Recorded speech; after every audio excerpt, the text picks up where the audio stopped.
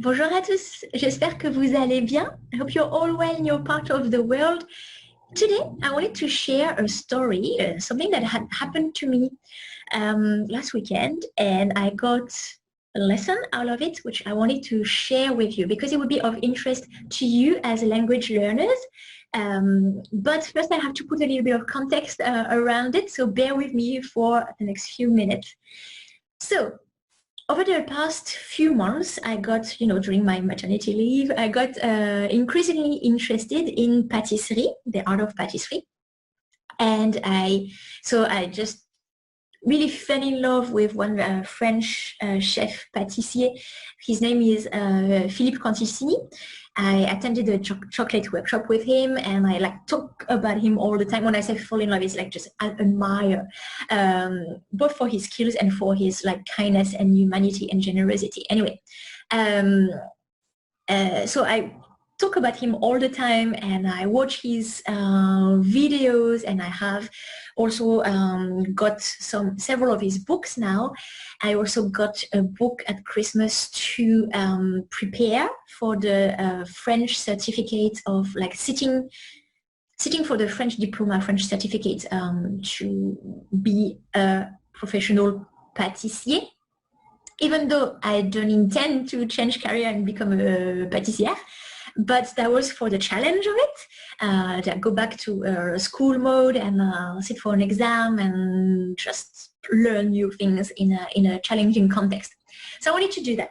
But long story cut short, in fact, they changed from this year on the requirements to be able to take this exam, which include a training for at least 490 hours, I think, in a patisserie shop or a bakery, which is just, I don't have this time at all.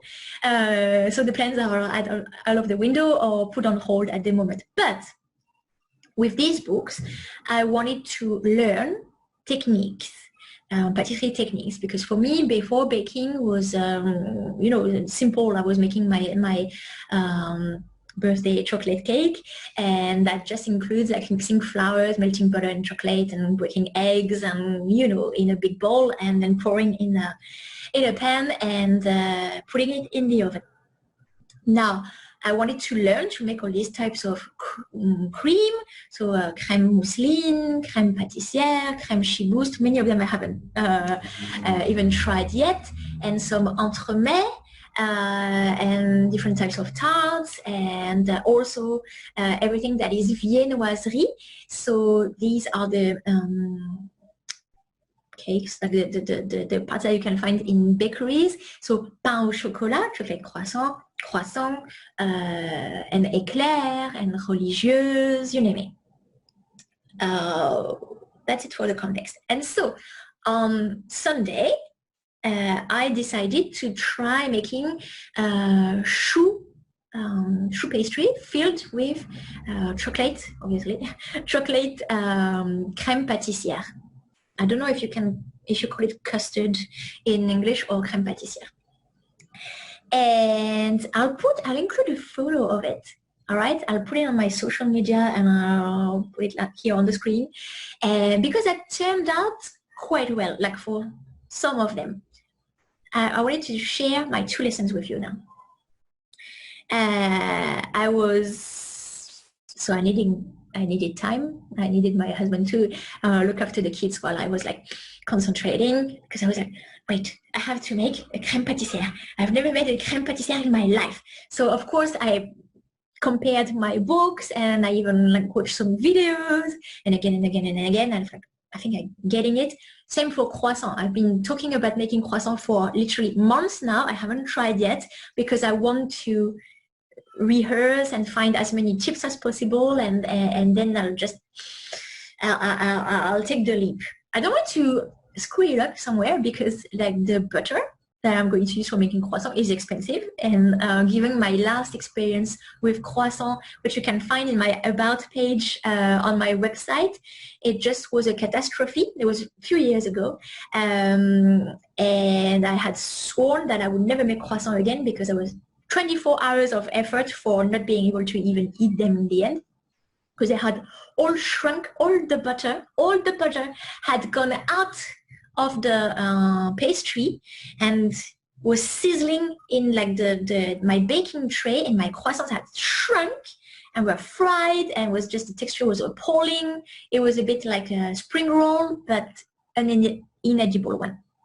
But now I think I understand what I did wrong, because I did a lot of research. And when I'm ready to do it again, I will. And that's a thing, I guess, that you do with learning languages. Sometimes you don't dare, just do it. And I mean, it's less risky to talk and make mistakes than to buy a lot of ingredients, because and then waste them and waste a lot of time as well. So it's even more worth the risk to just try, not be scared, and don't have the what is it called, analysis paralysis that I'm having. Thinking like you need more time to get more ready before you do it. You see what I mean? I'm sure you see what I mean. All right, so that's the first lesson. Oh, my baby's here. Jane, qu'est-ce que tu fais là? Attends, je parle. Attends, choupinou. Désolée. Help. Okay, the second thing was, so I was like in the kitchen, I was like, okay, I need to do a crème pâtissière. I've never made one in my life. And I also need to make a pâte à choux. This I had already done, but I was going to do a bit of a different way. And I noticed this fear. Well, I wasn't a super big fear, but there was some anxiety around that, an apprehension, if you want. And in fact, they're not difficult things to do. I thought they were going to be difficult because, you know, of the name. Like it seems like, because it's technical, I was like, ooh, this whole thing around it, like you need to be a professional to manage to make a proper one, a decent one. Okay, pause, and I'll try to get rid of the children to be able to finish. Okay, sorry, I'm back. So the door is closed. You may hear some piano, but nothing I can do about it. Yes, and so all this apprehension came from maybe the name and thinking that I can't have the skill. Who am I to think that I can make this thing? It seemed huge. It seemed complicated just because of the name and just because there was some technique. You know, une crème pâtissière. I have to do a crème pâtissière. It's going to be difficult. You have to be a real pâtissier to make a crème pâtissière, a proper one. And then I told my husband, you know, my students are the same with several things that I have in mind, but especially the subjunctive. Some of them have learned the subjunctive, but are scared of the subjunctive, and some of them haven't learned it yet, and they're like, the subjunctive, oh no, it's very difficult. And I'm like, no, it's not. It's like let me show you how it works. Let me tell you how to use it, and you'll see that we use it very often, and it's not that difficult.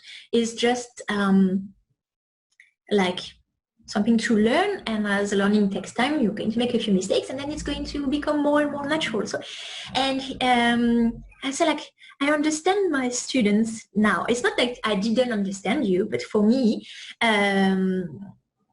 everything that's language learning related, I've never been scared of. I've always enjoyed it, liked it. And so for me, it was sometimes a bit, don't know, annoying would be a bit of a strong word, but frustrating to hear that.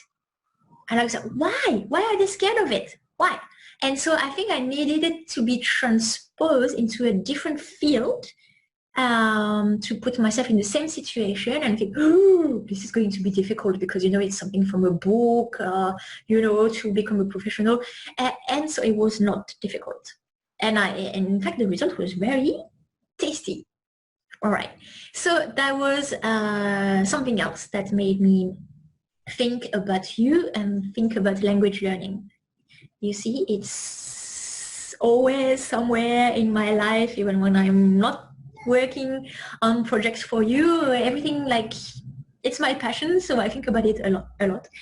And also the last thing is, so I had made this choux pastry, which according to one of my books, the photos from one of my books, the texture, which was similar to the texture that I was having, it said it's too firm. You need to add more eggs. And on the other hand, the recipe that I had followed was the recipe by the chef Philippe Conticini, and I had weighed the eggs, and so I knew I had put the same quantity as he was saying, and I trust him. And so I was like, I think the choux pastry should be more liquid. It should make that ribbon thing, like if you draw a line in it, it should close back gradually. And so I didn't have that. So according to a book, it was fine, and according to the other one, the texture was not right. So I was worried about like being disappointed in the result and having wasted all this time, and and I thought I'm just going to split the choux pastry into two parts, roughly halves, and I'm going to make some with the consistency, the texture that I have now, that according to the chef Conticini is the right way to do. And I'm going to add more egg in the second batch, and then I'll compare the results. Okay, and I didn't exactly do half because my Conticini choux were fewer than the one in which I added more egg, which is a shame because the first one turned out beautifully puffed. Also, I could fill them with cream. It was like, and they were like gorgeous, perfect. The ones that you see on the photo. But I'm going to also include my failed photo, right? Although I only took 1 or 2 photos, so I don't know if you're going to see clearly. But the other ones were a total fail. So flat, I couldn't even stuff any cream in it, and they would break. And it was just, so I ended up using them as like a piece of toast, and I put my cream on top and I ate it because I was not going to just put it in the bin. And so I told my husband, it's a shame that I didn't do them all like this Grand Chef Warren Meyer told me to do, because somehow I knew like I could trust him and it was going to turn out well. And he told me about that's also the process of trying, and next time you will know and you will do it right.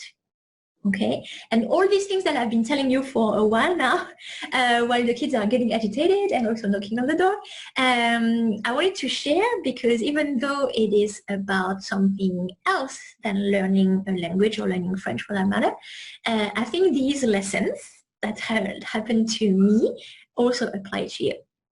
If you liked this story, please shoot me an email, leave a comment.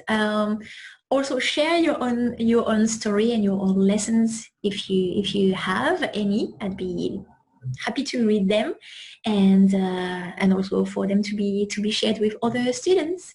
Well, I'm going now. Thanks so much for listening to me, for bearing with me. À bientôt.